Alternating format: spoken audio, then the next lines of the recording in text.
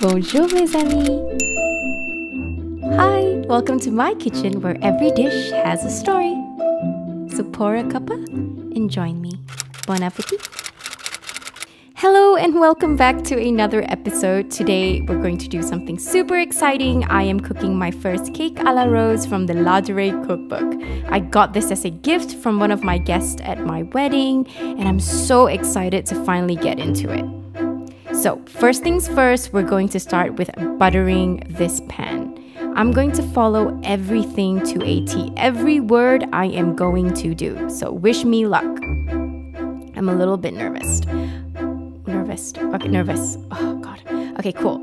So now we are going to cut a little bit of baking paper, making sure that it fits right at the bottom of the pan. So this is my method of doing it. I don't know.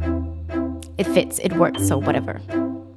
Great, so that is done, and we're going to put this into the fridge for a couple of minutes. Wait a minute, I can't say a couple, I have to say, 10 minutes until the butter hardens. Alright, so now we're going to sift 3/4 cup plus 2 tablespoons all-purpose plain flour with 1 teaspoon of baking powder. Just sift. And okay, so we're going to melt the butter. We are going to melt 2.5 tablespoons, 35 grams. And there we go. Right, let's get back on track. We're going to put half a cup of sugar, superfine castor sugar, into a bowl and whisk in the eggs one by one. There'll be 2 eggs in this recipe, so we'll be whisking it continuously. And then add the cream. We will be having 4 tablespoons of heavy double cream, a pinch of salt, which I did not film, and I feel really bad about it. I'm so sorry. And then you're going to whisk, and then we're going to move on to the good stuff, the rose syrup. I had to drive to a specific store here in Sydney to get it, and I'm so glad I finally found it. It was like 1 bottle left. Okay, cool. So once that's done, we're going to mix that mixture into the flour and then add in the melted butter. Simple. So once that's done, we're going to pour all of that good stuff into the loaf pan that we were refrigerating for 10 minutes. And then you're gonna pop it into the oven. I'll put the degrees right here. And you're only gonna do it for 10 minutes because you wanna make a lengthwise incision in the top crust of the loaf cake. And then immediately return it to the oven and lower the temperature to this degree. And then continue baking for 45 minutes. So while that's being baked, we're going to make the rose syrup.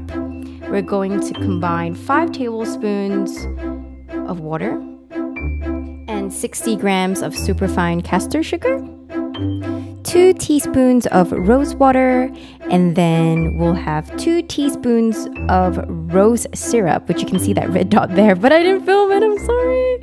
Okay, and then once that's done, we're going to put it onto a saucepan and cook it. Stir it over a low heat until the sugar dissolves, and then increase the heat, bring it to a boil, and remove it from the heat immediately. So, the moment of truth.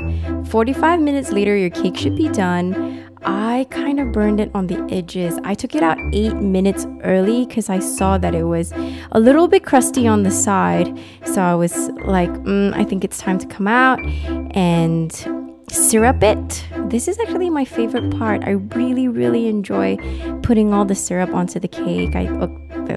Oh my gosh, don't. Okay, so you're gonna let it sit for 12 hours. And then voila, you can serve it the next day as high tea. Well, my husband actually ate half of it already at the 6-hour mark. But 12 hours later, I really love the texture. It tastes more like a syrup cake than the rose cake that I had at Laduree in one of the shops in Westfield.